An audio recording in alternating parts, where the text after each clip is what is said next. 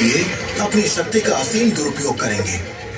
इस अराजकता के परिणाम स्वरूप अमृत की कुछ बूंदें छलकी और पृथ्वी तक पहुंच गई।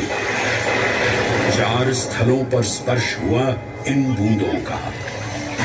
हरिद्वार, प्रयागराज, नासिक और उज्जैन। अमृत की इन्हीं बूंदों के कारण उज्जैन में हर 12 वर्ष पर कुंभ सिंहस्थ मेले का आयोजन होता है। भगवान शिव की लीला देखिए। लोक कल्याण के लिए स्वयं विषपान किया और अपनी नगरी पर अमृत वर्षा करवाई। अमृत की पावन बूंदों से अभिसिंचित ये दिव्य उज्जैन भूमि रामायण के पृष्ठों में भी सम्मिलित हुई। सतयुग के बाद त्रेता युग में माता सीता की खोज में वानर सेना का यहाँ आगमन हुआ।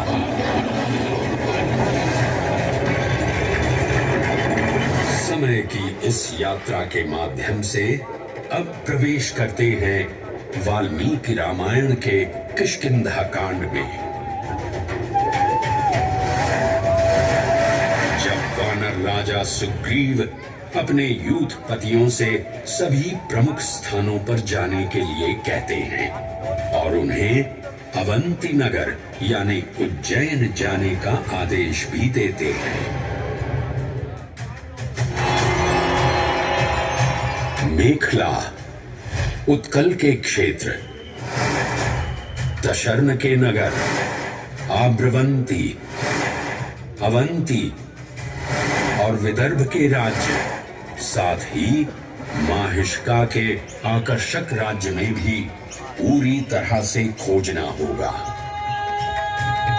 एक युग भगवान विष्णु के राम अवतार से संपृक्त और अगला युग उन्हीं के एक और दिव्य अवतार से समरस होना, ये अद्वितीय संगम केवल उज्जैन में ही संभव था। परंतु एक क्षण ठहरिए और ध्यान से सुनिए।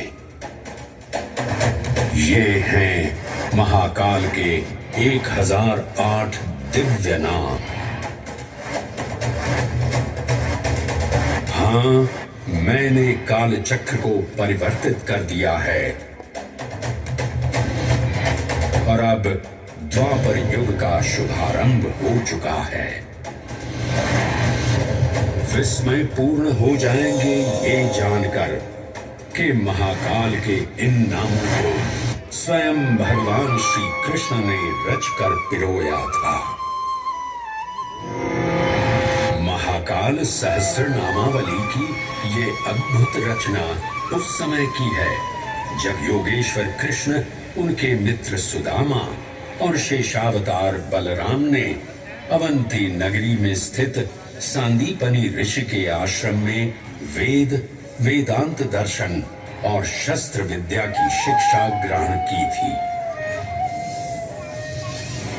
कहते हैं कि भगवान श्री कृष्ण को अवंती ने ऐसा मंत्र मुग्ध कर दिया कि यहाँ 64 दिनों तक रुककर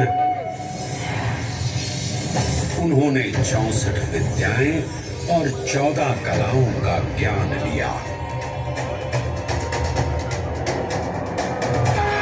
उज्जैन का संबंध महाभारत से भी जुड़ा हुआ है।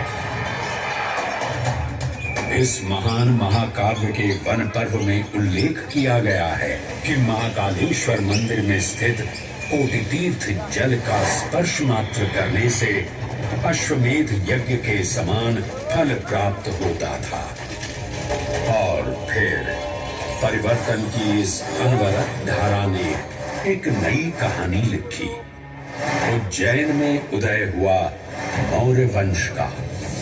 सम्राट बिंदुसार ने अपने पुत्र अशोक को उज्जैन का राज्यपाल बनाया और समय के साथ अशोक के शासनकाल में धर्म का विस्तार हुआ।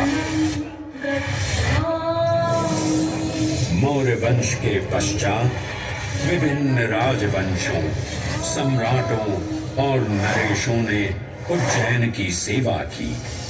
उनमें से प्रमुख मालवागण और फिर गुप्त वंश ने यहाँ राज कर इसके वैभव में वृद्धि की।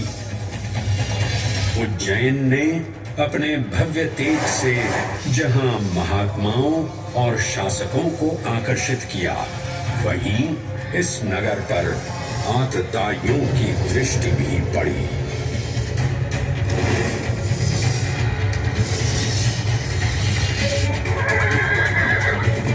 शक मध्य एशिया की खानाबदोश जनजाति थी, जिन्होंने उत्तर पश्चिमी और मध्य भारत के कुछ हिस्सों पर आक्रमण कर अपना शासन स्थापित किया।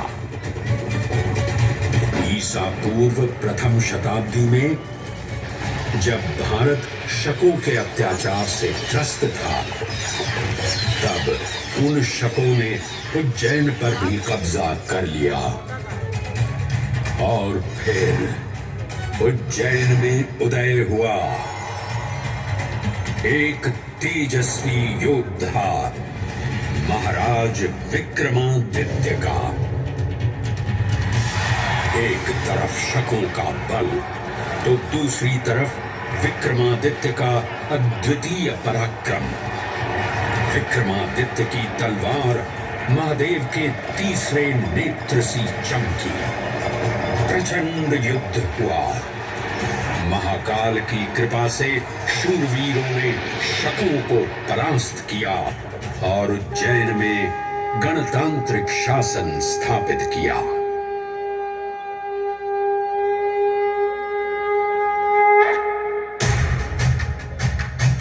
इन्हीं महाबली विक्रमादित्य की राज्यसभा महाकाल मंदिर में ही प्रतिष्ठापित थी। आज भी इस मंदिर की घंटियों में विक्रमादित्य की वीरता और शौर्य की प्रतिध्वनि गुंजायमान होती है।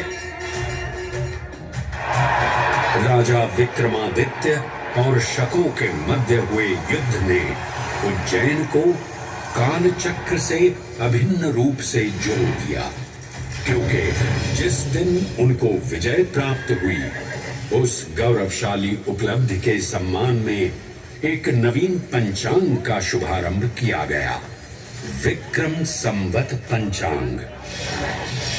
आज भी कई हिंदू पर्व और धार्मिक अनुष्ठान विक्रम संवत पर आधारित हैं।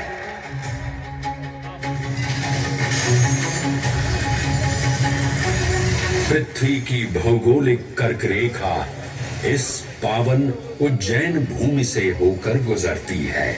लगभग 300 वर्ष पूर्व उज्जैन विश्व समय का प्रमुख संदर्भ बिंदु था। यही कारण है कि उज्जैन की वेदशाला में वराहमिहिर, आदित्य दास, ब्रह्मगुप्त, आर्यभट्ट और भास्कराचार्य जैसे महान विद्वान अनुसंधान और अध्ययन में तल्लीन रहते थे। खगोल शास्त्र का केंद्र, महाकालेश्वर का आवास, जगत गुरु कृष्ण की नगरी, विक्रमादित्य का राज। जयति जय उज्जयिनी, वैभवशालिनी नगरी उज्जैन।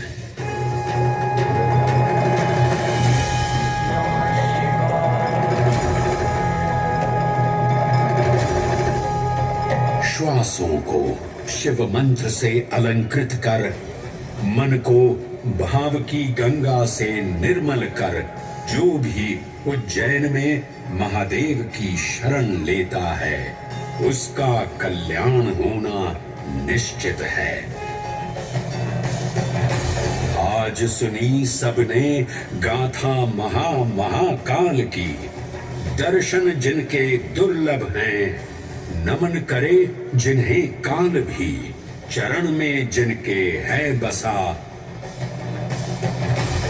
ये समस्त संसार कभी नहीं देखा होगा धरती पर ऐसा चमत्कार।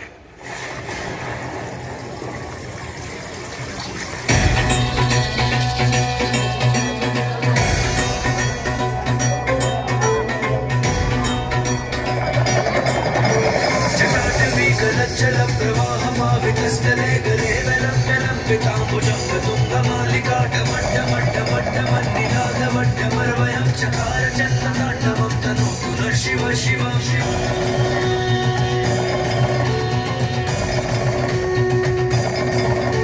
जटाकटाः सम्भ्रमभ्रमन्निलिम्ब निर्झरी विलोलवीचि वल्लरी विराजमान मूर्धनि